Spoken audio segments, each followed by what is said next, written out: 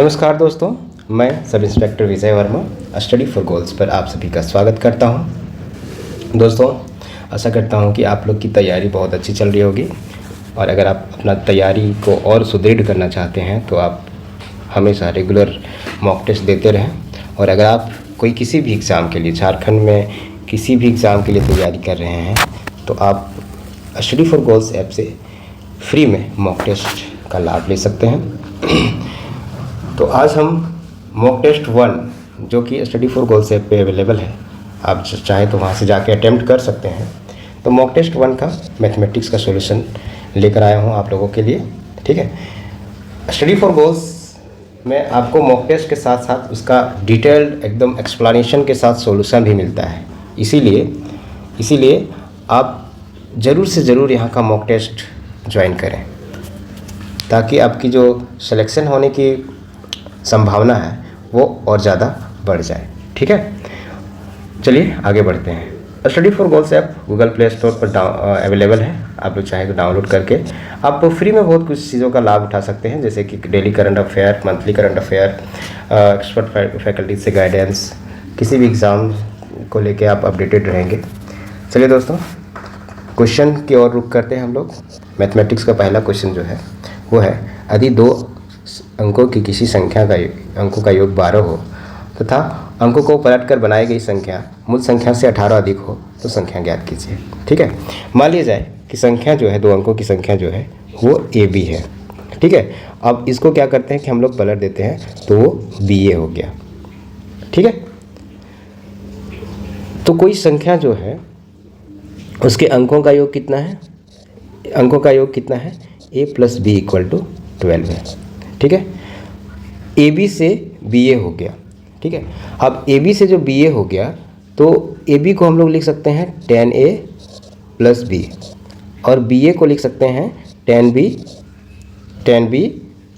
+ A। क्योंकि दो अंकों का कोई संख्या है, मान लीजिए दो अंकों की कोई संख्या 79 है, तो इसको हम लोग कैसे लिख सकते हैं? 70 + 9 है ना। और इसको अगर पलट दिए तो 97 हो गया, तो इसको कैसे लिख सकते हैं? 90 + 7 ऐसे लिख सकते हैं ना। ये एग्जाम्पल के लिए हम आप लोगों को बता रहे हैं। ठीक है, ऐसे लिख सकते हैं। दो अंकों की कोई संख्या है तो उसको 10A + B, मतलब दहाई का अंक को 10 से गुना करके, इकाई का अंक को 1 से गुना करके। ठीक है, तो ये हो गया तरीका। चलिए अब आगे सॉल्व करते हैं। अब क्वेश्चन में बोलता है कि अगर अंकों को पलट दिया जाए ना, उलट कर बनाई गई संख्या जो है वो ओरिजिनल संख्या से 18 अधिक है, मतलब ये 18 अधिक है। ठीक है, तो इसमें 18 को माइनस करेंगे तब इसके बराबर आएगा। तो यहाँ अगर हम इसको सॉल्व करते हैं तो यहाँ आ जाएगा 9A - 9B = -18। ठीक है, तो यहाँ 9 अगर कॉमन लिए तो A - B = -18, तो A - B का वैल्यू आ गया -2। -2, 9 से ये 2 बार में कट गया है ना, -2। ये दूसरा इक्वेशन मान लेते हैं, इसको हम लोग पहला इक्वेशन। अब दोनों इक्वेशन को हम लोग सॉल्व करते हैं 1 और 2 को। A + B = 12 और A - B = -2। दोनों को अगर जोड़ देते हैं तो ये 2A = आ जाएगा 10। यहाँ से A का वैल्यू आ गया 5। अब A का वैल्यू जो है वो किसी एक इक्वेशन में रख देते हैं, इसमें रख देते हैं। तो A का वैल्यू 5 रखेंगे तो B का वैल्यू कितना आ जाएगा? 7 आ जाएगा।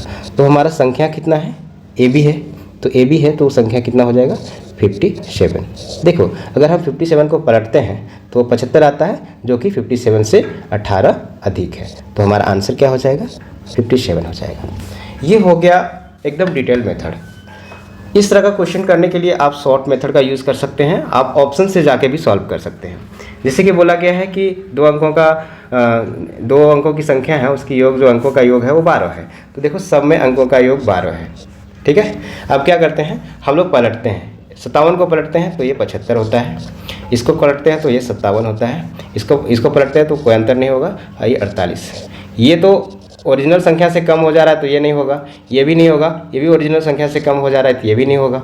ठीक है, और ये जो है 57 से 18 अधिक है।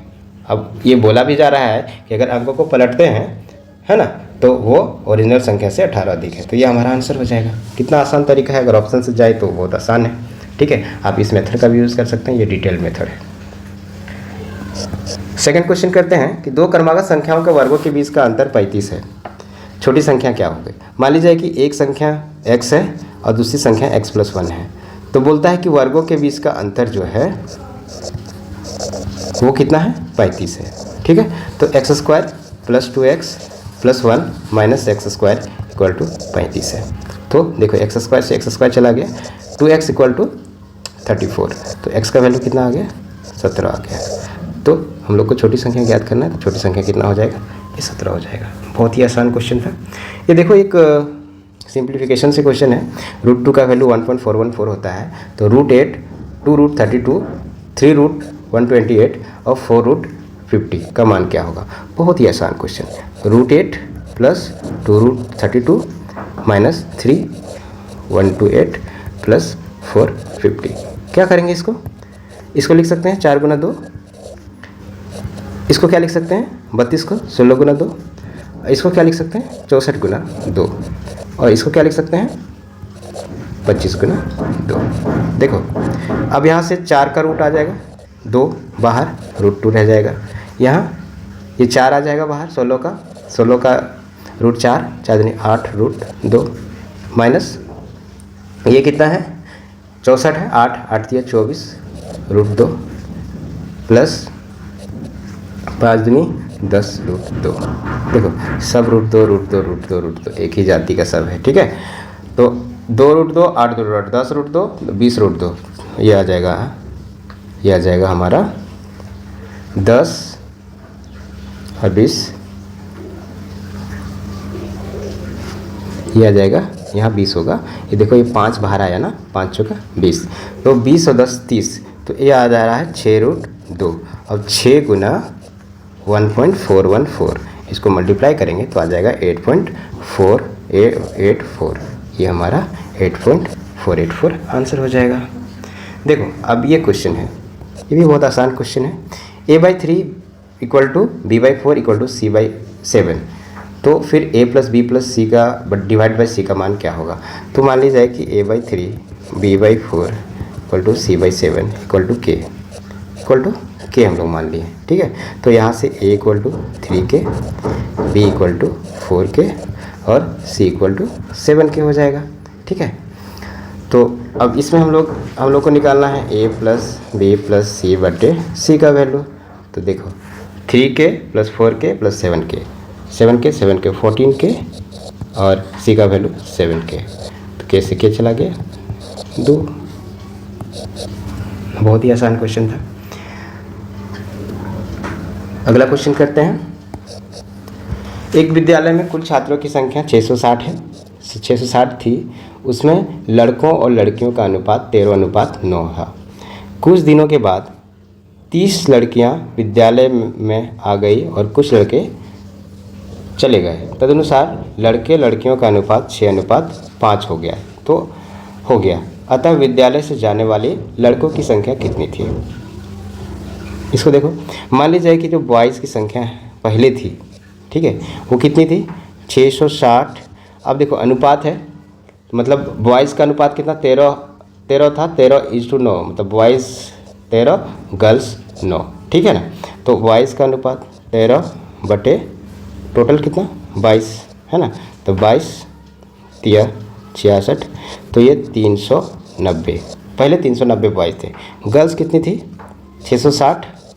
गर्ल्स कितने? 9 बटे 22 है ना, 22 में 9 गर्ल्स, तो ये 3 से इस बार में 9 × 27 270 थे। ठीक है, ये हो गया पहले इतने बॉयज़ और गर्ल्स थे। ठीक है, अब बोलता है कि मान लिया जाए कि लड़कों की संख्या कितनी थी? 390 और लड़कियों की कितना संख्या थी? 270। ठीक है, मान लीजिए x लड़के चले गए और 30 लड़कियां आ गई। अनुपात कितना हो जाता है? अनुपात हो जाता है 6:5। ठीक है, इसको अगर सॉल्व करें 390 - x, अब ये हो जाएगा 300 और ये 6/5। 5 से ये 6 बार में कट गया है ना, यहाँ पे इसको आगे यहाँ सॉल्व कर देते हैं। ठीक है, तो ये आ गया 390 - x = 360। ठीक है, तो x = कितना आ जाएगा? 30 आ जाएगा। मतलब 30 लड़के जो हैं विद्यालय से चले गए। ठीक है, 30 लड़के जो हैं विद्यालय से चले गए, तो आंसर क्या हो जाएगा? 30 हो जाएगा। देखो ये औसत का क्वेश्चन है। किसी परिवार के 6 पुत्रों का औसत आयु जो है 8 वर्ष है। अब पुत्रों तथा उनके माता पिता को मिलाकर उनकी औसत आयु 22 वर्ष है। यदि पिता उनकी माता से 8 वर्ष बड़ा है तो माता की आयु वर्षों में क्या है? ठीक है, तो 6 पुत्रों को औसत आयु हम लोग जानते हैं कि योग इक्वल टू होता है औसत इंटू संख्या। ठीक है, ये होता है। तो 6 पुत्रों का औसत आयु 8 है, तो 6 पुत्रों का आयु का योग कितना होगा? योग कितना हो जाएगा? आयु का योग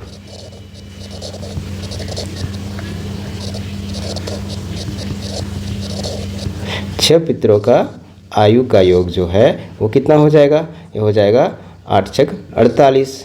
अब बोलता है कि जब उसके माता पिता आ गए तो कितने लोग हो गए टोटल, है ना? माता पिता को मिला के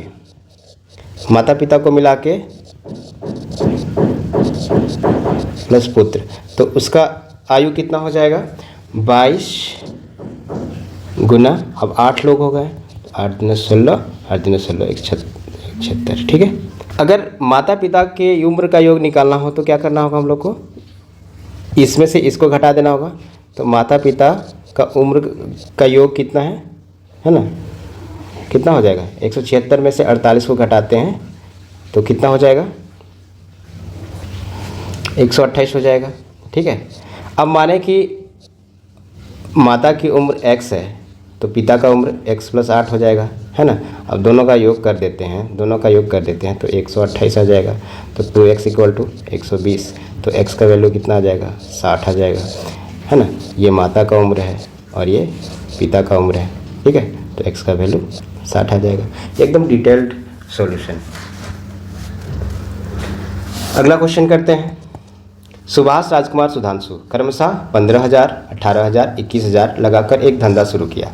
एक वर्ष के अंत में कुल 90,000 का लाभ हुआ, तो बताइए सुधांशु को कुल कितने रुपये का लाभ प्राप्त हुआ? तो पहले हम निकाल लेते हैं कि वो सब जो इन्वेस्टमेंट किया था वो किस अनुपात में किया था। 15,000, 18,000, और जिस अनुपात में इन्वेस्टमेंट किया था उसी अनुपात में प्रॉफिट भी बटेगा ना। ठीक है, तो ये हो गया मेरा सुभाष भाई, ये हो गए राजकुमार भाई, और ये हो गए सुधांशु भाई।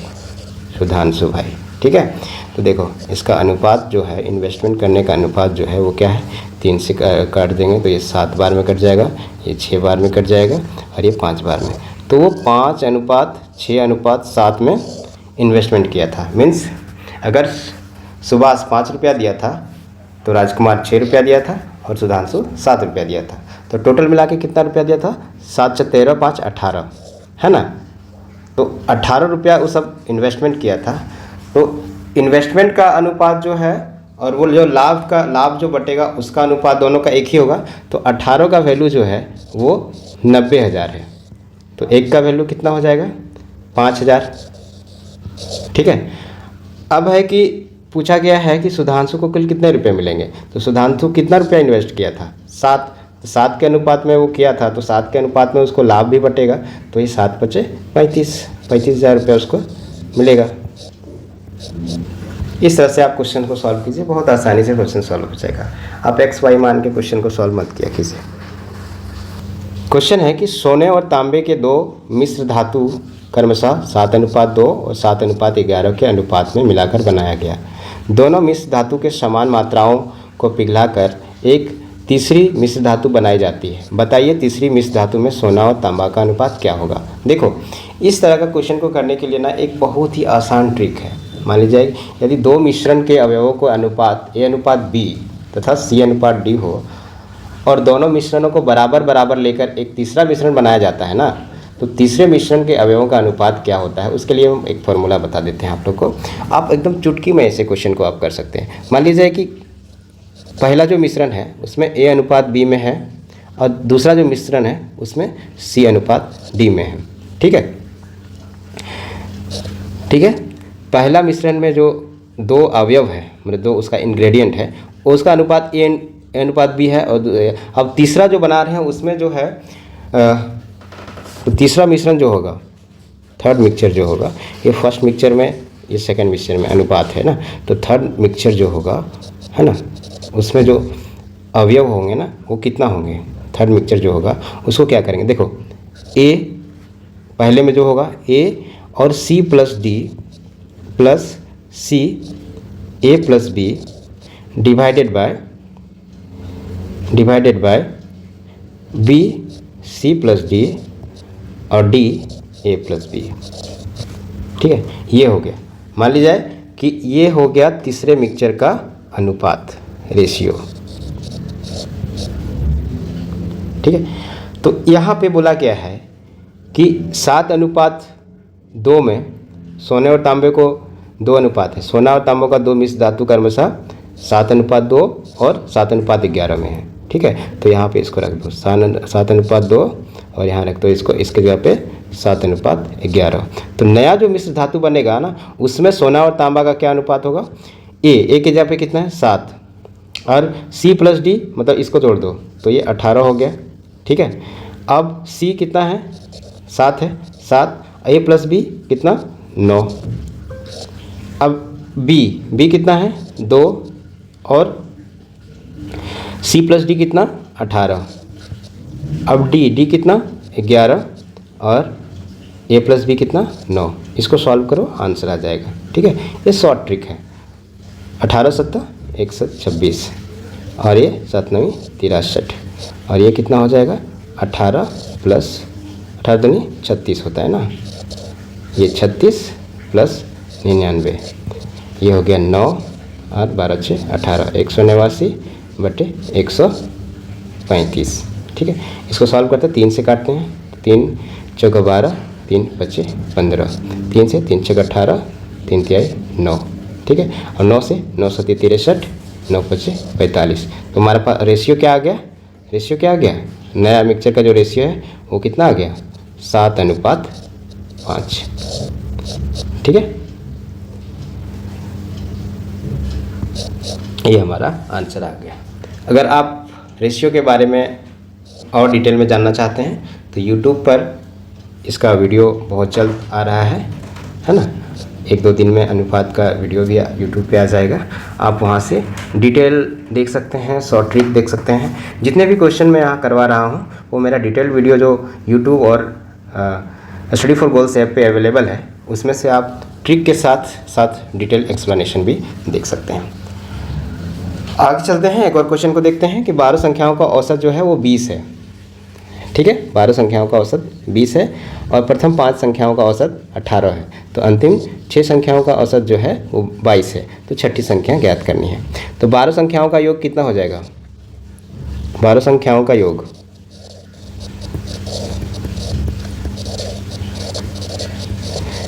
हम लोग जानते हैं योग होता है संख्या गुना औसत, तो ये हो गया 12 दूनी 24 240। अब प्रथम 5 संख्याओं का योग, 5 संख्याओं का योग ये कितना हो जाएगा, ये हो जाएगा 18 5 90। अंतिम 6 संख्याओं का योग ये कितना हो जाएगा 6 गुना 22 6 दूनी 12 132। ठीक है, तो ये सब को दोनों को जोड़ दो और इसमें घटा दो, आ जाएगा छठा संख्या है ना। तो ये दोनों को जोड़ते हैं तो कितना आ जाएगा, तो छठी संख्या 6 संख्या जो है वो क्या हो जाएगा 240 माइनस 90 प्लस 132। इसको घटाने के बाद हमारे पास कितना आ जाएगा, ये 240 हो गया। ठीक है, ये 2 हो गया और 13 9 22 है ना, 222। तो ये कितना हो गया 18 हो गया, 18 हमारा आंसर हो गया। बहुत ही आसान क्वेश्चन था ये। औसत का वीडियो YouTube पे भी अवेलेबल है, स्टडी फॉर गोल्स पे भी अवेलेबल है, आप देख सकते हैं। देखो अब इसको ना हम बहुत सरल मेथड से, फ्रैक्शन मेथड, परसेंटेज का फ्रैक्शन मेथड से सॉल्व करके दिखाता हूँ आप लोगों को कि कितना आसानी से आप इसको सॉल्व कर सकते हैं। ठीक है, बोलता है कि एक आयताकार खेत की लंबाई 20% बढ़ाई गई जबकि चौड़ाई 10% घटा दी गई, तो उसके क्षेत्रफल में कितने प्रतिशत का परिवर्तन हुआ। ठीक है, मान लीजिए कि उसका क्षेत्रफल जो होता है वो क्या होता है, L इंटू बी होता है ना, area equal to L into B होता है।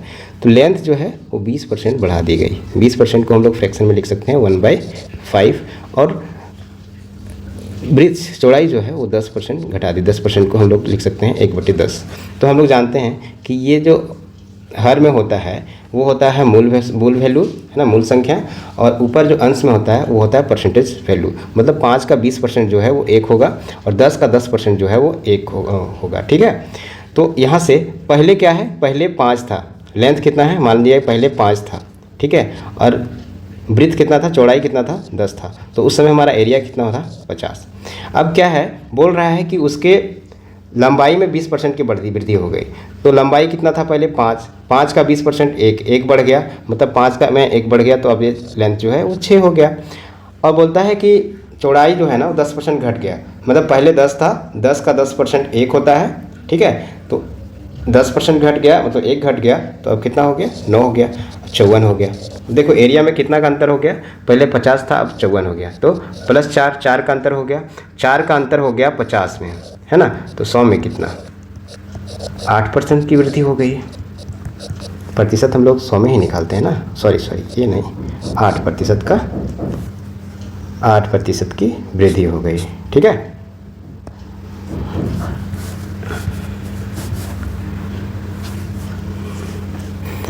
आगे बढ़ते हैं। एक व्यक्ति ने 2 घड़ियों को 1500 रुपये में खरीद कर एक को 12% लाभ और दूसरे को 18% लाभ पर बेचा, जिससे उसे कुल 15% लाभ हुआ। घड़ियों का अलग अलग क्रय मूल्य ज्ञात कीजिए। देखो इसको बनाने का बहुत ही आसान तरीका है। ठीक है, पहले घड़ी को क्या किया, वो 12% में बेचा, और दूसरे घड़ी को वो 18% लाभ पे बेचा, और दोनों में पूरा टोटल लाभ कितना हुआ है, ठीक है, 15%। तो यहाँ पे एलिगेशन मेथड होता है, क्या करते हैं हम लोग, इसको घटाते हैं, 12 में 15 तो ये 3 हुआ, इसको घटाते हैं तो ये 3 हुआ। ठीक है, और ये जो अनुपात आता है ना, ये CP मतलब कि क्रय मूल्य का अनुपात आ गया। क्रय मूल्य का अनुपात कितना आ गया, 3:3, है ना, 3:3 का आ गया। मतलब क्रय मूल्य का अनुपात ये जो आ जाता है ना, ये हम लोग अंतर निकाल लिए, इसका अंतर निकालें, हर 12 और 15 का अंतर निकालें। अंतर जो निकालते हैं उसका मैग्नीट्यूड, यहाँ माइनस में आ रहा है तो माइनस हम लोग नहीं लिखेंगे। ठीक है, तो हमारा क्रय मूल्य का जो है ना, क्रय मूल्य का रेशियो कितना आ गया, 3:3। मतलब टोटल कितना खर्च किए, 6 खर्च किए। ठीक है, तो 6 का वैल्यू कितना हो गया, टोटल कितना हो गया, 6 हो गया, और 6 का वैल्यू मेरा कितना हो गया, 1500। तो 1 का वैल्यू कितना हो जाएगा, 1 का वैल्यू कितना हो जाएगा, 1500 को 6 से भाग देते हैं, 1500/6, तो ये कितना हो गया, 6 दूनी 12, 6 पच्चे 30, 250 रुपया। ठीक है, तो 1 का वैल्यू हो गया जो 250, तो 3 का वैल्यू कितना हो गया, 750, है ना। तो 750 और 750 रुपया में वो दोनों घड़ी को खरीदा था। ठीक है, क्रय मूल्य जो है ये मेथड सबसे अच्छा मेथड है ना। आप इस तरह का क्वेश्चन को सॉल्व करने के लिए इसी मेथड को यूज़ करें। ठीक है, क्या करना है, हाँ चलिए आगे बढ़ते हैं, एक और क्वेश्चन को करते हैं। क्वेश्चन है कि सुभाष ने 5000 आंशिक रूप से 4%, 5% वार्षिक दरों पर 2 लोगों को उधार दिया। 2 वर्ष के बाद उसे 4.2% वार्षिक औसत की दर से ब्याज प्राप्ति हुई। तो 4% की दर पर दिया गया धन ज्ञात कीजिए। इसको भी हम लोग एलिगेशन मेथड से यूज़ करके बनाएंगे। ठीक है, पहला जो राशि है उसको 4% पे, ठीक है, और दूसरा जो राशि है उसको वो 5% के दर पे दिया, और टोटल 2 वर्ष के बाद वो कितना वार्षिक औसत दर पे से ब्याज कितना प्राप्त हुआ उसको, 4.2%। तो हम लोग क्या करेंगे, इसमें इसको घटाएंगे तो ये 0.2 आएगा। ठीक है, और इसमें इसको घटाएंगे तो ये 0.8 आएगा। ठीक है, पॉइंट को हटा देते हैं हम लोग, पॉइंट को हट जाएगा, और 8:2 को हम लोग लिख सकते हैं 4:1। ठीक है, तो वो जो इन्वेस्ट किया था वो किस अनुपात में किया था, 4:1 के अनुपात में किया था। ठीक है, तो कुल राशि कितनी हो गई, कुल राशि जो है वो 5, और 5 का वैल्यू कितना दिया हुआ है, 5000, तो 1 का वैल्यू कितना हो जाएगा, 1000। तो इसी तरह से 4 का वैल्यू कितना हो जाएगा, 4000 हो जाएगा। है ना, और एक का वैल्यू तो 1000 होगा।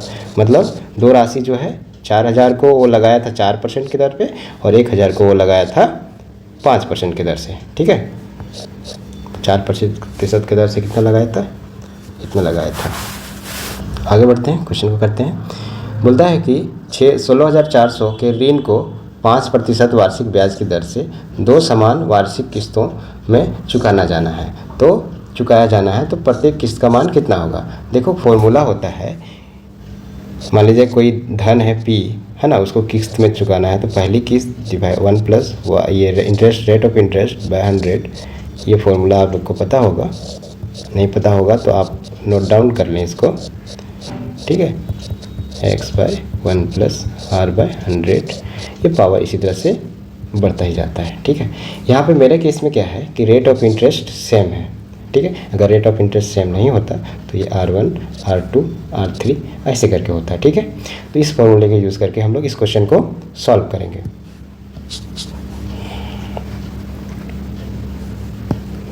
चलिए सॉल्व करते हैं क्वेश्चन को। हमारे पास मूलधन कितना है, 16,400। ठीक है, ये x/1 प्लस 5/100, x/1 प्लस 5/100। दोस्तों मेरे पास यहाँ स्पेस थोड़ा कम है, इसीलिए हम इसको थोड़ा शॉर्ट में सॉल्व कर रहे हैं। शॉर्ट में सॉल्व करने का मतलब कुछ स्टेप को हम छोड़ दे रहे हैं। आप लोग को समझ में ना आए तो आप लोग डिटेल में ये कर सकते हैं। ठीक है, 20/21। देखो कैसे 20/21, ये 5 से 20 बार में कट जाएगा, LCM 20 आएगा, 20 + 1, इस तरह से यह भी 5 में 20 बार कट जाएगा। ठीक है, तो ये x/20/21 का होल स्क्वायर। अब हम लोग क्या करेंगे, ये दोनों का LCM लेंगे। LCM कितना हो जाएगा, ये हो जाएगा ऊपर, ये इसको LCM लेने पे 21/20 का होल स्क्वायर और ऊपर आ जाएगा 20/21, 21/20 x प्लस x। ठीक है ना, आप इसको सॉल्व कीजिए तो ये आ जाएगा 16,400, ये 41x/20 और नीचे इसको लिख सकते हैं 21/20 × 21/20, है ना। तो ये आ जाएगा 20 से 20 कैंसिल हो गया और ये जो 20 है ऊपर चला जाएगा, है ना। तो यहाँ से x का वैल्यू जो है वो कितना आ जाएगा, 16,400 गुना 21 गुना 21, 21 ऊपर चला गया और यहाँ हो जाएगा 20 गुना 41। तो ये 20 से 41 से ये 4 बार में कट गया, 4 बार में कट गया और 20 से 2 बार में कट गया है। तो ये आंसर कितना आ गया, इसको मल्टीप्लाई कीजिए 20 21 गुना 21, तो 21 गुना 21 होता है 441 को 20 से गुना करेंगे तो 8,820। तो x का वैल्यू हमारा कितना आ जाएगा, 8,820 सॉल्व करने के बाद। तो ये हमारा आंसर हो जाएगा। देखो ये टाइम एंड वर्क का क्वेश्चन है, बहुत ही आसान क्वेश्चन है। बोलता है कि 10 आदमी अथवा 20 स्त्री किसी काम को 13 दिन में पूरा करती है, तो 24 आदमी 17 स्त्री उसके दुगुने काम को कितने दिनों में पूरा करेगा। ठीक है, तो हमारे पास है यहाँ क्वेश्चन से है कि 10 आदमी का जो इफ़िशियंसी है और 20 औरत का जो इफ़िशियंसी है दोनों इक्वल है, मतलब हम लोग बोल सकते हैं 1 मैन = 2 वीमेन। ठीक है, अब बोलता है कि 20 वीमेन जो है वो 13 दिन में काम कर सकती है। ठीक है, 20 वीमेन 13 दिन में काम कर सकती है, तो एक वीमेन जो है उसी काम को कितना दिन में कर सकती है, 13/20 दिन में काम कर सकती है कि नहीं। तो 20 वीमेन जितना काम करती है ना, 20 वीमेन 13 दिन में कितना काम करती है, 20 गुना 13।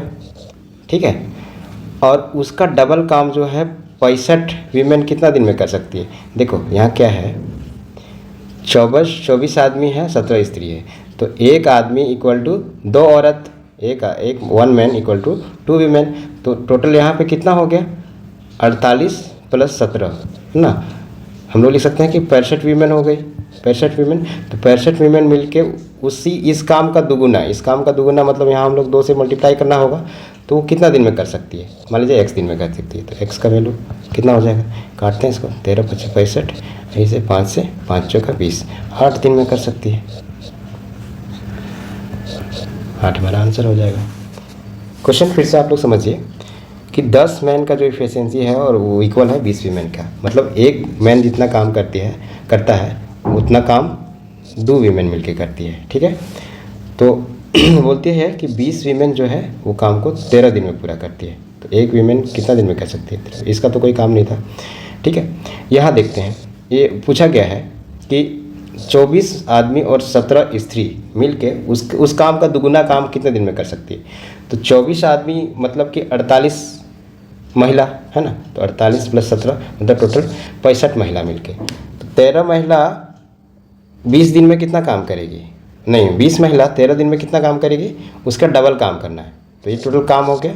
और वो काम जो है वो 65 महिला कितने दिन में करेगी? तो कितने दिन में करेगी? तो इसको इक्वल कर दिए, तो x = 8 आ गया। आगे बढ़ते हैं। क्वेश्चन है कि एक गाड़ी का पहिया जिसका व्यास 28 सेंटीमीटर है 1 मिनट में 100 चक्कर लगाता है, तो गाड़ी की चाल ज्ञात कीजिए। देखो व्यास कितना है? 28 सेंटीमीटर है ना, तो एक चक्कर में वो कितना दूरी चलेगा? जितना उसका परिधि है। तो परिधि क्या होता है? 2πr, या फिर डायमीटर के टर्म में लिखेंगे तो वो π/d, ठीक है ना। पाई का वैल्यू 22/7, 28, 7 चौका 28, ये 88। तो एक राउंड में वो 88 सेंटीमीटर चला, तो 100 राउंड में वो कितना चलेगा? 100 राउंड में टोटल दूरी कितना हो जाएगा? इसको यहाँ से हटाता, दूरी कितना हो जाएगा? दूरी हो जाएगा मेरा 88 × 100 = 8800, ठीक है। दूरी हो गया, ये इतना सेंटीमीटर हो गया, मीटर कितना हो जाएगा? 88 मीटर हो जाएगा। तो चाल कितना हो जाएगा? चाल हो जाएगा दूरी बटे समय। समय कितना? 1 मिनट है ना, 18 मीटर 1 मिनट, तो चाल हो जाएगा हमारा 18 metre per minute, sorry 88 metre per minute. कुछ ही बोलता है यार तो ठीक है, ये हमारा आंसर हो गया।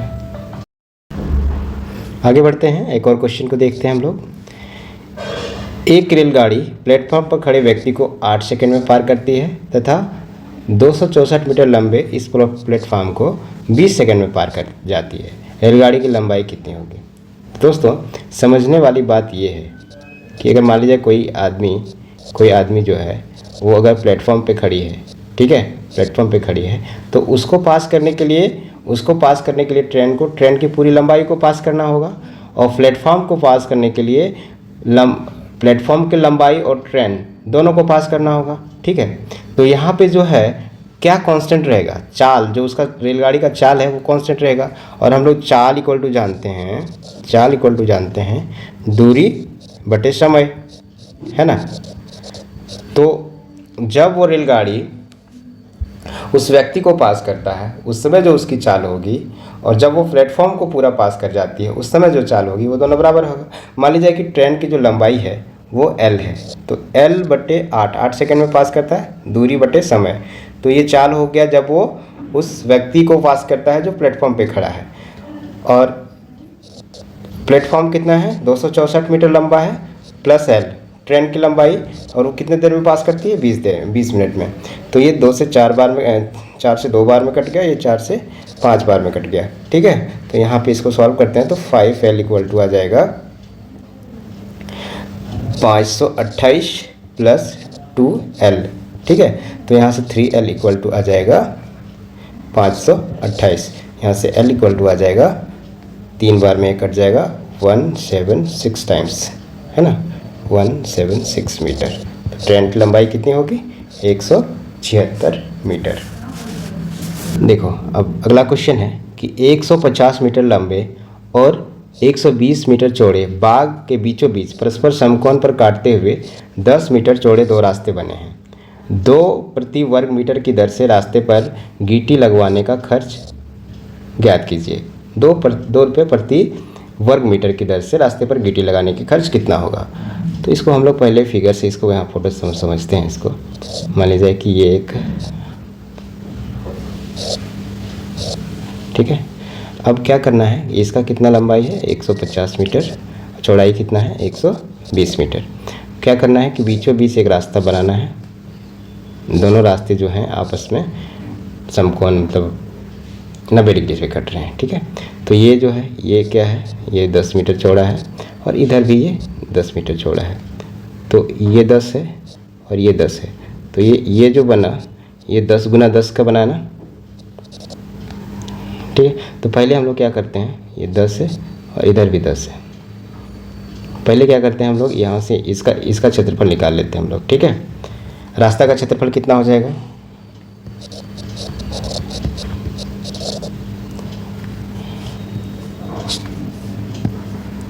रास्ता का क्षेत्रफल कितना हो जाएगा, ये हो जाएगा 150 गुना 10, है ना।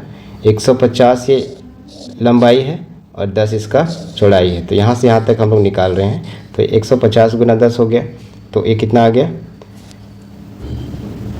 अब क्या करेंगे, अब इसमें जो है जोड़ेंगे, किसको, इसको जोड़ेंगे, लेकिन ये बीच वाला पार्ट इसमें आ चुका है तो अब इसको नहीं लेंगे, ठीक है ना। तो ये कितना 120 गुना 10, और इसमें हम लोग ये 10 गुना 10 माइनस कर देंगे, क्योंकि इसमें हम लोग ले चुके हैं, है ना, डबल हो जाएगा, इसीलिए इसको हम लोग घटा देंगे, ठीक है। तो ये कितना आ जाएगा 1500 प्लस 1100 यानी कि 2600, मतलब क्षेत्रफल कितना आ गया 2600 मीटर स्क्वायर। अब बोलता है कि 2 रुपये प्रति मीटर स्क्वायर के दर से उसमें गिट्टी भरवाने में कितना कॉस्ट आएगा। तो कितना कॉस्ट आएगा भाई, 2600 इंटू 2 इक्वल टू 5200 रुपया। देखो क्वेश्चन है हाइट एंड डिस्टेंस का। 15 मीटर ऊंचे बिजली के पोल की परछाई की कितनी लंबाई होगी यदि उसकी शिखर का यूनियन कोण जो है वो 15 डिग्री का हो, ठीक है। तो इसको हम लोग कैसे बनाएंगे, मान लीजिए कि ये 15 मीटर लंबा कोई बिजली का खंभा है, ठीक है, इसका परछाई ये है और ये हमारा कोण दिया गया है 15 डिग्री, ठीक है। मान लीजिए कि ये परछाई का जो लंबाई है, क्या पूछा गया हम लोग को, परछाई की लंबाई वो x है, ठीक है। तो यहाँ से हम लोग जानते हैं कि tan 15 डिग्री इक्वल टू कितना हो जाएगा, tan थीटा इक्वल टू होता है p/b, तो 15/x। लेकिन tan 15 का वैल्यू हम लोग कैसे निकालेंगे, tan 15 का वैल्यू निकालने के लिए हम लोग को क्या करना होगा, tan 45 degree minus tan 30 degree. हम लोग जानते हैं tan a minus b equal to होता है tan a minus tan b, तो 1 plus tan a tan b। यहाँ से इसको सॉल्व कीजिए, tan 45 1 होता है, ये 1/√3 होता है, ये 1 होगा, 1 प्लस √3 होगा।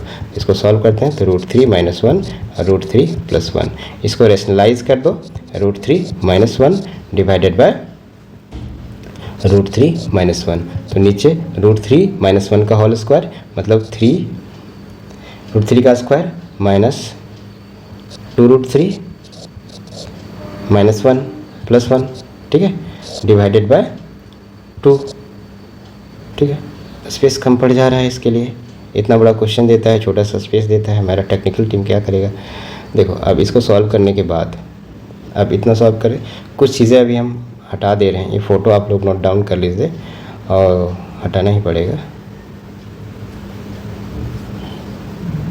इस फॉर्मूले को हटा देते हैं, नहीं तो यहाँ पे लिख देते हैं, हाँ यहाँ पे हम इसका वैल्यू लिख देते हैं, ठीक है। तो ये हो जाएगा 2 माइनस √3। देखो इसको ऐसे लिख सकते हैं, 3 प्लस 1 4 हुआ ना, तो 4 माइनस 2√3, तो 2 कॉमन ले लिया और ये 2, तो ये एक कट गया, ठीक है। तो इसका वैल्यू कितना आएगा 2 माइनस √3 मतलब 2 माइनस 1.73, है ना। तो ये tan 15 डिग्री का वैल्यू जो है वो कितना आ जाएगा सॉल्व करने के बाद, वो सॉल्व करने के बाद आ जाएगा, ये आ जाएगा 268, ठीक है ना। tan 15 डिग्री का वैल्यू, तो ये इक्वल टू 0.268, स्पेस कम होने की वजह से ऐसा हो रहा है, तो यहाँ से x का वैल्यू आ जाएगा 15/0.268। 15 को 0.268 से भाग देने के बाद ये आ जाएगा हमारा आंसर 55.98 मीटर, ठीक है। स्पेस कम होने की वजह से ऐसा हो गया है। एक बार मैं फिर से इसको आप लोगों को बता देना चाहता हूँ, फिर से इस क्वेश्चन को करते हैं, वो फ्रेश नहीं हो पाया था, छोटे छोटे लिख के हम लोग इसी स्पेस में बनाने का कोशिश करते हैं।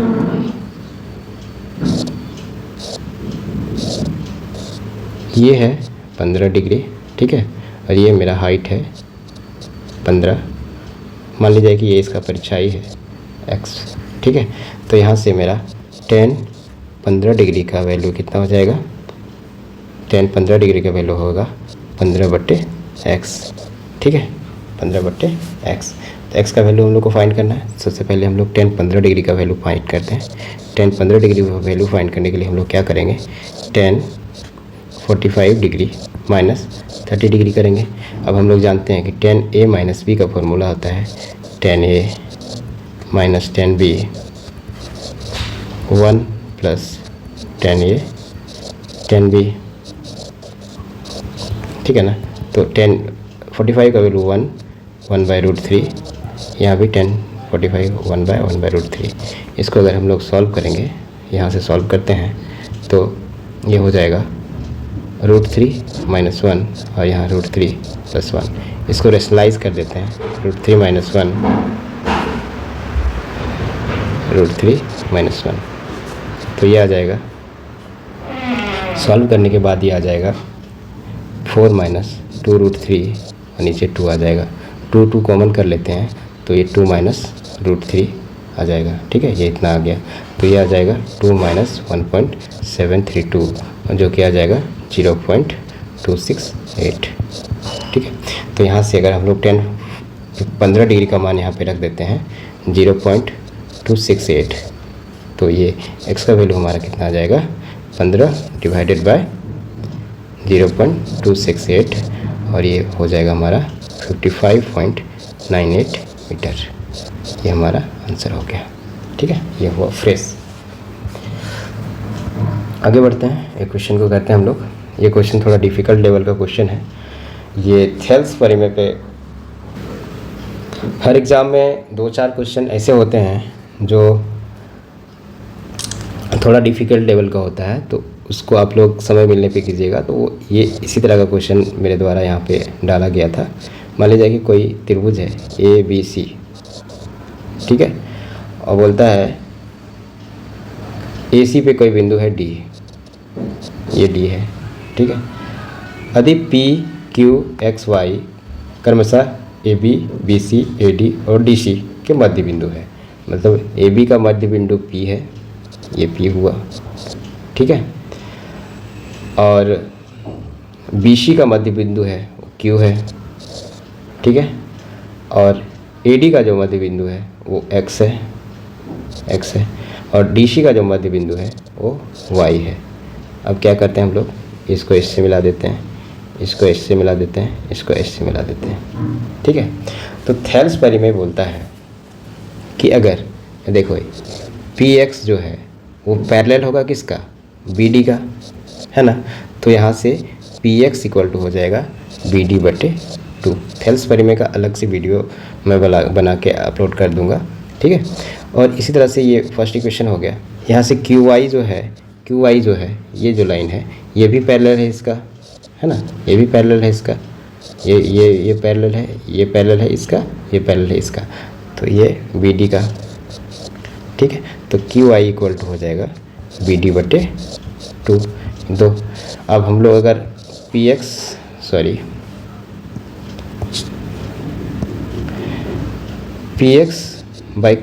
का रेशियो अगर देखेंगे तो दोनों बराबर है। दोनों कितना है? BD/2 BD/2। तो ये रेशियो कितना आ जाएगा? 1/1 × 1:1 का रेशियो हो जाएगा, ठीक है। ये क्वेश्चन जो है वो थेल्स परिमेय पे रिलेटेड है, थेल्स थ्योरम से रिलेटेड क्वेश्चन है ये। इनको करते हैं। दो समरूप त्रिभुजों का क्षेत्रफल क्रमशः 25 वर्ग सेंटीमीटर तथा 36 वर्ग सेंटीमीटर है। यदि पहले भुजा की ऊंचाई 5 सेंटीमीटर है तो दूसरे भुजा की ऊंचाई कितनी होगी, है ना, ये पूछा गया है। देखो, समरूप त्रिभुज का एक प्रॉपर्टी होता है, अगर दो त्रिभुज समरूप त्रिभुज है तो क्या होगा उसमें, ये त्रिभुजों का क्षेत्रफल का जो अनुपात होगा ना, क्षेत्रफल का अनुपात अनुपात इक्वल होगा वो भुजाओं के अनुपात का वर्गों का, अनुपात भुजाओं के अनुपात का वर्ग। ठीक है, मतलब मान लीजिए कि कोई त्रिभुज, दो त्रिभुज है, ठीक है, दो त्रिभुज है ABC और DEF, ठीक है। इसका जो क्षेत्रफल है ना, अगर ये दोनों सिमिलर है, ये दोनों सिमिलर ट्रायंगल है, तो क्या होगा कि एरिया ऑफ ट्रायंगल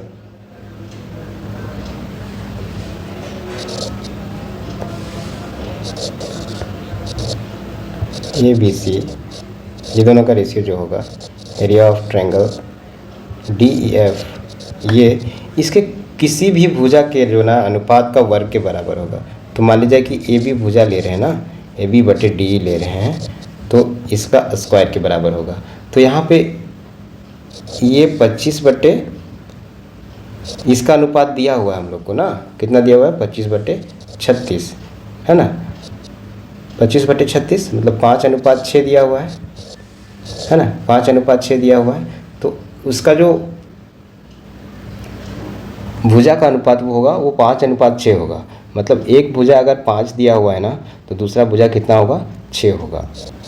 ठीक है, मतलब अगर मान लीजिए कि एक भुजा जो है वो कितना दिया हुआ है, एक भुजा जो दिया हुआ है वो 5 सेंटीमीटर दिया हुआ है ना, तो 5 सेंटीमीटर दिया हुआ है, दूसरा जो भुजा जो है वो 6 सेंटीमीटर होगा। क्यों? क्योंकि अगर दो ट्रायंगल है उसका एरिया का अनुपात जो होता है वो इक्वल होता है उसके भुजाओं के अनुपात का वर्ग के बराबर होता है। ठीक है, चलिए ये था मॉक टेस्ट 1 का सॉल्यूशन। आशा करता हूँ कि आपको सारे क्वेश्चन समझ में आया होगा। ठीक है, अगला मॉक टेस्ट बहुत जल्द आप लोग के बीच लेकर आऊँगा, तब तक आप लोग प्रैक्टिस करते रहिए। ठीक है, थैंक यू फॉर वॉचिंग। जय हिंद।